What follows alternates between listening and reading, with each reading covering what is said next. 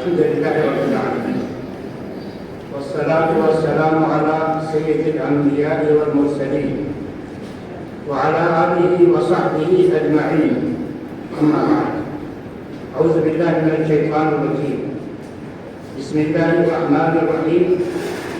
كل نفس ذائقة الموت ونبلوكم بالشر والخير فتنة وإلينا ترجعون. ہم سب کو یقین ہے کہ ایک نہ ایک دن یہاں سے جانا ہے. جانے کے بعد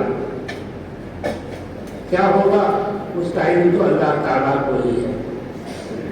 مگر انسان کی خوبی اور صلاحیت دیکھ کر کے حکم لگاتا ہے، اور ایسا حکم لگانا رسول اکرم صلی اللہ علیہ وسلم کے زمانے میں ہوا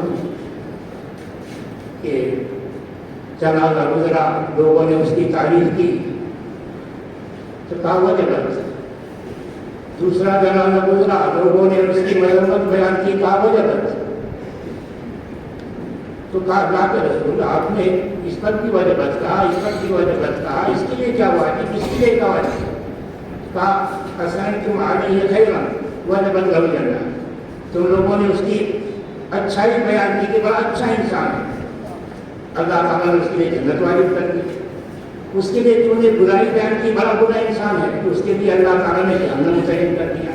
انتم شہداء اللہ فی الارض، کہ تم لوگ اللہ کے گواہ ہو.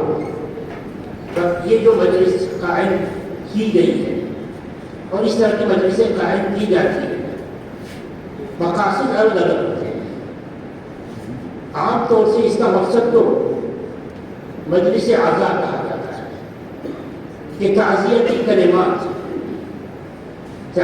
کلمات میں میت کے خوبیوں کو بیان کیا جاتا ہے اور بڑھا چڑھا کر بیان کیا جاتا ہے، اور اس انداز میں بیان کیا جاتا ہے کہ سب پر حزن و ملال طاری ہو جائے، لوگ زیادہ سے زیادہ روئیں اور اس مجلس کو کامیاب مجلس تصور کیا جاتا ہے. جبکہ رسول اکرم صلی اللہ علیہ وسلم نے منع فرمایا، نہا عن المراسی. اور مراسی کی تفسیر جو محدثین کرتے ہیں کہ مسجد کی خوبیوں کو بڑھا چڑھا کر اس انداز میں بیان کیا جائے کہ لوگوں پر حزن و ملال طاری ہو، لوگ خوب سے خوب روئیں، اس سے منع فرمایا گیا. ہمارے اس مجلس کا مقصد کیا؟ اس مجلس کا مقصد اذکروا محاسن موتاکم، کہ مسجد کے خوبیوں کو بیان بڑھا چڑھا کر نہیں اور ایسے انداز میں نہیں کہ لوگ زیادہ سے زیادہ غم میں مبتلا ہوں، خوب روئیں، سارے مار کر نہیں. وقت ہے غم کا، لوگ روئیں گے، اور ایسے وقت میں اللہ کے رسول صلی اللہ علیہ وسلم بھی روئے ہیں. بعد میں کہا، صحابہ میں سے بعد میں کہا بھی اللہ کے رسول آپ بھی روتے ہیں. ان کے شاید والے کہنے کا کہا تھا وہاں سے یا رسول اللہ کے رسول آپ بھی روتے ہیں. تو کہتے ہیں رسول اللہ صلی اللہ علیہ وسلم نے جواب دیا، ان العین تدمع والقلب يحزن ولكن بهذا. آنکھ سے آنسو بہیں گے، دل غمگین ہوگا، مگر معاملہ تو زبان سے زور زور سے رونا، یہ معاملہ نہ پائے، ایسا نہیں ہونا ہے. تو بہرحال یہاں خوبیاں بیان کی جائیں گی اس انداز میں کہ لوگ حزن و ملال میں مبتلا ہونے کے بجائے سن کر ان خوبیوں کو اپنانے کی سوچیں کہ ہمیں بھی اس سے مزین ہونا چاہیے، یہ اوصاف ہمیں بھی اپنانے چاہیے. اس انداز میں اگر بیان کرتے ہیں تو مجلس کامیاب مجلس ہوگی، شریعت کے مطابق ہوگی، خلاف نہیں ہوگی. چنانچہ مسیحت کی تفسیر میں کرتے ہیں،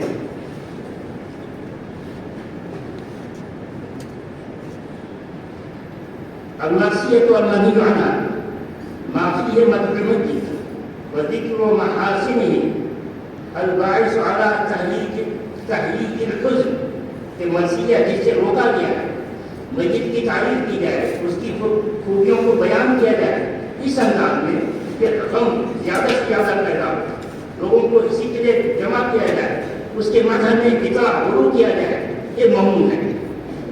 انہیں مغلوب سے ليس منا من نقم الحدود وشق الجيوب ودعا بدعوى الجاهلية کہ ہم میں سے وہ شخص نہیں، ہمارے طریقے پر وہ شخص نہیں جو غم کی وجہ سے چہرے کو ہاتھ مار کر چہرہ زخمی کرے، جلیبان پڑے، جاہلیت میں جیسے لوگ کہتے ہیں کہ اللہ تو بے ایمان ہے، ہمارے خراب خبر کو تو نے چھین لیا، ہم پر بڑا ظلم کیا، اس طرح کے الفاظ نہیں، یہ جاہلیت کا ہونا رہا ہے، ایسا نہیں ہونا چاہیے۔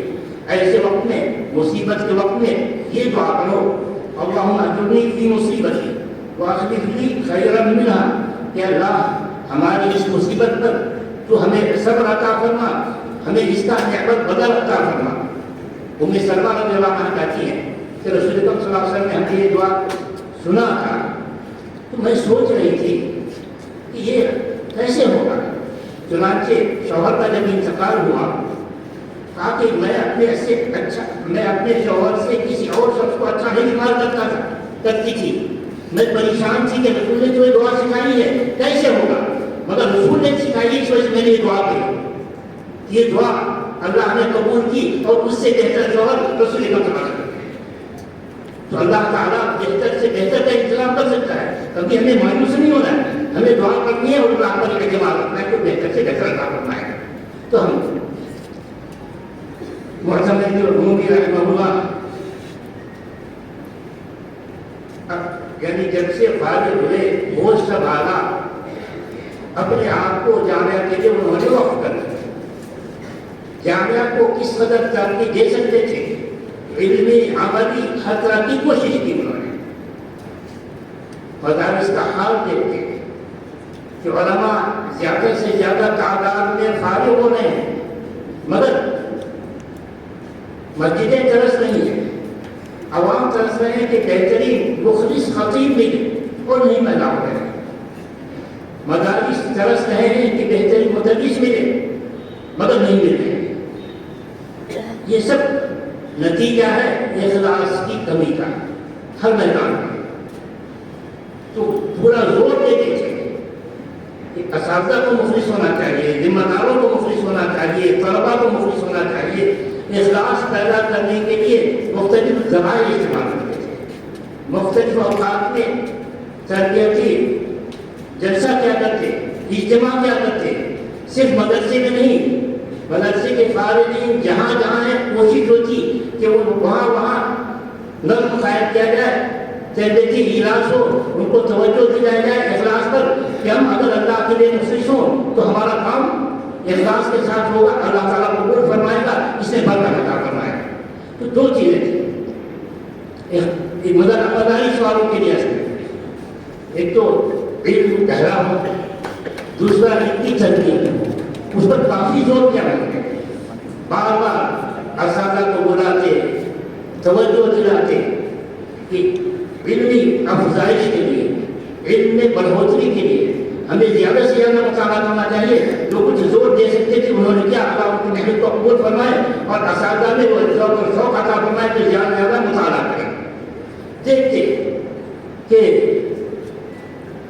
مدرسے سے فارغ ہوتے ہیں، کبھی نہ نماز کا اہتمام، نہ کبھی دینی دعوت کا شوق، اور کیا کیا ان خرابیوں کو دیکھ کر وہ پوچھتے تھے۔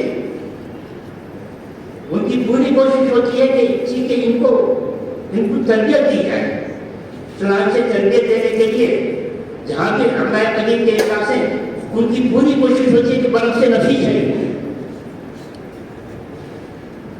ہم اساتذہ کو لے کر برف سے نفی شریف ہو۔ کس لیے کہ ہم رہیں گے، آپ کا علمی وقار تھا، شخصی وقار تھا، اس وقار سے لوگوں کو فائدہ پہنچانے کے لیے خود محنت جتنی کرنی پڑے، جتنی مشقت اٹھانی پڑے کرتے، مشقت اٹھاتے اور اس کا فائدہ بھی ہمیں ملتا ہوتا تھا، جیسا کہ ہماری حضرات اس کا گواہی دیتے ہیں۔ تو بہرحال ہم مختصر کرنے دیں گے کہ ہمیں ضرورت ہے سب سے پہلے اخلاص کی، اور علمی عملی دونوں ناحیے سے ہم نے اپنے آپ کو بڑھانے کی کوشش کرنی ہے۔ اگر ہم نے ایسا کیا تو سمجھیں گے کہ معتمد حفظ اللہ رحمہ اللہ کی روح کو ہم نے آبپاشی کی، ان کی روح کو سکون اور اطمینان پہنچے گا۔ آپ لوگ خجلت اللہ پڑھتے ہوئے کہ इस दुनिया में जो कुछ करते हैं उसका ताल्लुक आखिरत से, आलम बाला से हुआ करता है। इसकी कोटिंग हुआ करती है फरिश्तों के जरिए से आलम बाला में, उनकी रूह को सुकून पाए।